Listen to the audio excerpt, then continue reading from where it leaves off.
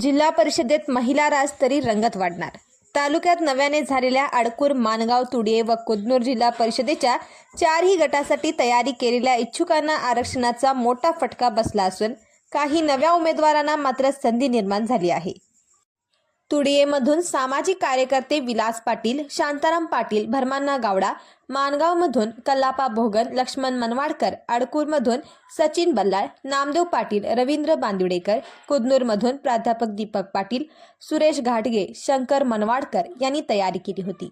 पण आरक्षणामुळे या सर्वांना फटका बसला आहे। नवीन आरक्षणामुळे तालुक्यातील समीकरणेच बदलली असून संभाव्य उमेदवारांमध्ये अडकूरमधून राजश्री लक्ष्मण गावडे, नम्रता नामदेव पाटील, भारती जाधव, खुशबू इरफान सय्यद, शीतल रवींद्र बांदिवडेकर, शीतल विशाल पाटील, माधुरी सावंत भोसले, माणगावमधून मनीषा शिवणगेकर, कुदनूरमधून माजी सभापती ज्योती पाटील, सुष्मिता पाटील, विद्या पाटील, तर तुडियेमधून रंजना भरमाना गावडा यांनी संधी निर्माण झाली आहे। त्यामुळे आमदार शिवाजी पाटील, माजी राज्यमंत्री भरमान्ना पाटील, माजी आमदार राजेश पाटील, गोपाळराव पाटील व इतर नेते कोण कोणासोबत जाणार यावर पुढील गणिते ठरणार आहेत। जिल्हा परिषदेचे अध्यक्षपद खुले आल्याने या पदावर दावा करण्यासाठी माजी आमदार राजेश पाटील यांच्या पत्नी सुष्मिता पाटील, माजी राज्यमंत्री भरमान्ना पाटील यांच्या सूनबाई ज्योती पाटील, सामाजिक कार्यकर्ते विलास पाटील यांच्या पत्नी विद्या विलास पाटील यांच्यामध्ये चढाओढ लागणार असून ते सर्वजण कुदनूर मतदारसंघासाठी प्रयत्न करू शकतात।